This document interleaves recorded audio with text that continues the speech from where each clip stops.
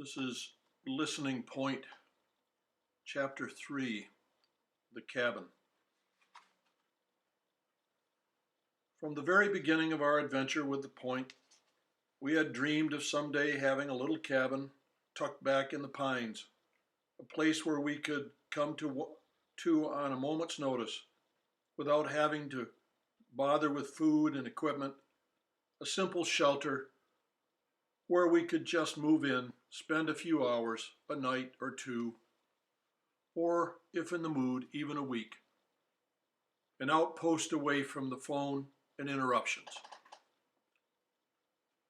It must be as natural as a shelter back in the bush, like an overhanging ledge, or a lean-to, or a cabin on some trapper's route.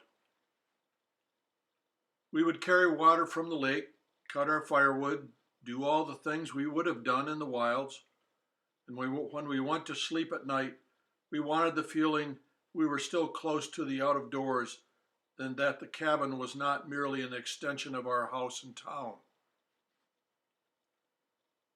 We wanted the partridge to walk around it, to come out in the dusk and sit there in the twilight unafraid. We wanted red squirrels spiraling down the trunks of the pines and vaulting onto the roof as though it were part of the trees themselves. Even the deer mice would be welcome to build their nests in some dark corner under the rafters.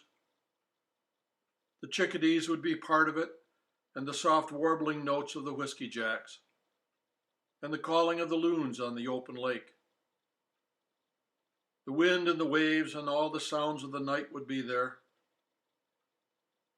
It must be only one room, just large enough for a couple of bunks, a fireplace, and a table as close to the primitive as we could keep it, and in harmony with Listening Point. At first we thought of placing it out on the point itself, on the flat spot that lies like a hollow of a cupped hand back on the fringe of the dwarf pines that border the sides. There it would be high enough to catch the vistas and have the feeling of space all around. But the more we thought about it, the more we were convinced it would be wrong, for nothing must ever change the point itself. It must remain a sanctuary forever, a place reserved for vistas and dreams and long thoughts. Even a gray weathered cabin that blended so closely with the rocks and caribou moss that it seemed a part of them would inevitably result in changes there. So we began to look around, to explore the shoreline for other possibilities. Just to the north and back of one of the minor points was a stand of pines with a smooth, rocky shelf from which we could catch the sweep of the lake to the islands and also the North Channel. That place would be cool all summer long, and there would be shade, but it faced the gales of autumn and spring, and in the winter there would be no protection either for us or for the birds. In the north, the summer months are short, and we would be there in all seasons. When the warm weather is gone, what really counts is the sun. So we looked to the south, below the pines and the shelf of rock, where a huge glacial boulder had been dropped by the ice. I had always liked that boulder and the way it sat so solidly at the base of the point, as though it were a commanding monument marking a frontier, a line beyond which one must never go. The boulder guarded the point. Until that moment we had never thought of building there, for it was too sheltered to get the full sweep of the horizons other locations offered. But with the boulder marking the place, the choice was made for us. The ground was level, the cabin door would face the bay, and the trail leading up to the main point. While there would be no unbroken views from the windows, they would give us a hint of what could be seen by merely stepping out of the doors. I have always felt that views through the windows leave much to be desired. that to really enjoy a view, it should be undamaged or undimmed by glass or frame. While a scene might be beautiful from the inside, something important is always lost there. For a vista divorced from the open air and the smells and the sounds and feelings around you is only partially enjoyed. If we could see all there was to see from indoors, if we became content to have the beauty around us encompassed by the four walls of the cabin, we could lose what we came to find, and that we must never do. Above the boulder was a low ridge that gave protection from the storms and from foreign sounds that during the summer might come from the lake. Just to the south was a bare slope with bracken fern growing upon it, a slope that gradually led to the shore, not 50 feet away. I could picture that slope in the spring when the snows began to melt, how it would turn brown much more swiftly than any other place, be warm and dry long before the solid drifts under the pines had begun to settle, and how the chickadees and nuthatches would enjoy it all winter long. On the open point of the ledge above, there was little shelter and far more shade than they would like. Here was the south slope of a protected ridge, and even in the depths of winter, while the mercury was far below zero, it would get warm enough at high noon for some to try their mating calls months ahead of time. It would be good to sit there during the first warm days of spring and watch the ice in the bay turn black and open spots of blue begin to appear. It was the sun as much as the boulder that sold us on the site, and we were happy with our choice. Back of it were windfalls and wood for the future. We could chop there to make a wood pile and not be concerned with what we were doing to the point. Furthermore, did not the big boulder mark the place beyond which we could not go? The cabin would nestle close to it and to the slope with its bank of pines, and in the fall a maple would flame against the logs. We could run to the water, plunge in, swim to the beach and back, and warm ourselves on the sunny side. We wanted a cabin that blended into the surroundings, a cabin as gray as the rocks themselves. The North Country is full of old cabins built by the original Finnish and Scandinavian settlers when they first moved in. Many are now falling apart and being replaced by modern homes, but all of them have weathered a silvery gray, for none have ever known paint or varnish.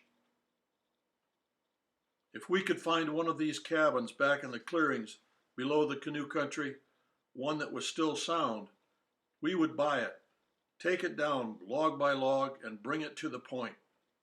Built of tamarack, jack pine, or cedar, with dovetailed corners, these cabins are so expertly hewn and the logs fit so closely together that little chinking is ever required.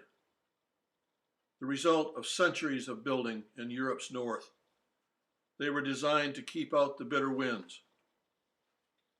The new settlers brought their broad axes with them, and more than that, skills perfected by necessity. Such a cabin, it seemed to us, would fit the point, for it would have tradition behind it, and in its soft grayness, there would be no jarring note. We began to explore the countryside, drove down old logging roads into abandoned cabins or into abandoned clearings, always watching for the telltale gray of old cabins and barns. We looked at many around Ely and in the Little Fork country to the northwest, but invariably the roofs were falling in and the corners soft with decay. One day we found one built of jack pine in an excellent condition, but the owner refused to sell. "That cabin has no price," he said. "I was born there. My father built it, and there it will stand until I die." That we understood. Then, in the Bear Island River country, to the south, 7 miles from home, we found exactly what we wanted, a cabin that had not been used for many years, with the roof still sound and the logs silvery gray. It was large enough and I preferred it sitting next to the pines, and I pictured it sitting next to the pines with the warm slope just below it.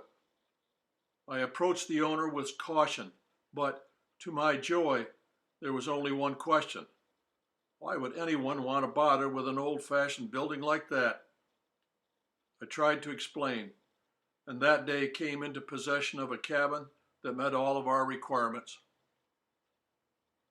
It seemed particularly fitting that it should have come from a country which long before had been on the route of settlers and voyageurs, up from Lake Superior along the St. Louis River into the chain of waterways called Embarrass by the French because of its difficulties, then into the Pike and Lake Vermilion, down the Tamarack to Burnside, then to the Kawishawee and the mouth of the Bear Island to the south.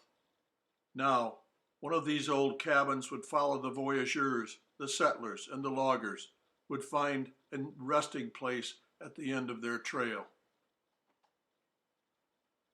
After that day, we began to plan.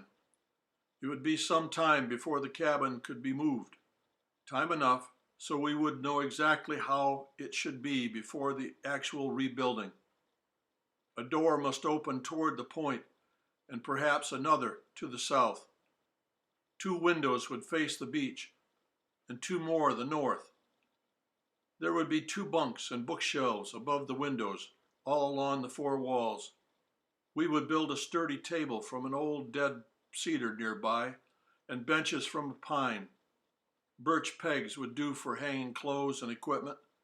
A washstand would be outside with a bucket and a towel, so the room itself would not be cluttered. The fireplace would be built of native stone gathered down at the shore.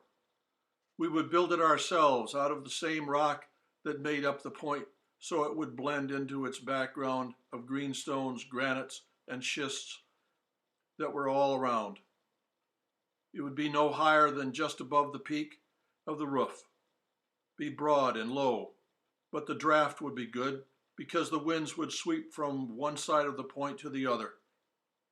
It must take good logs that would burn a long time, have a hearth big enough so that the blackened pots we used on our canoe trips could stand there and simmer with the heat.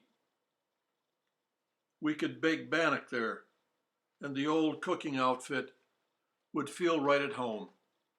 The woods were full of firewood, begging to be used, and what a joy it would be on a cold, rainy night to roll in and watch the glow of the coals, how swiftly the cabin would warm up in the morning with the waiting kindling that had been roasting or toasting there all night long. We talked about a porch, but abandoned the idea. With windows looking over the water on the south and giving glimpses to the north, we needed no porch. And if we stepped outside, we would have the feeling of a porch that encompassed the whole horizon. A porch would extend the cabin and mean a different roof. It would cut light from the windows on the side where it was placed and change the simple lines of the structure we had found. We would build no boathouse either, for all we would own would be a canoe. We wanted the silences and had no use for larger craft. We could reach the islands in a few minutes of paddling and slip along the shores with nothing to detract from quiet that was always there. When time came to store the canoe, we could tuck it under the broad eaves of the cabin, and there it could rest all winter long. That cabin would be a symbol of a way of life, an extension of an ideal that was all involved with Listening Point. To violate that ideal would mean a sacrifice of what we really wanted there. The point, like the old wilderness, is a fragile thing in spite of its granite hardness, in spite of the fact that it's withstood the ice sheet and the weathering ever since.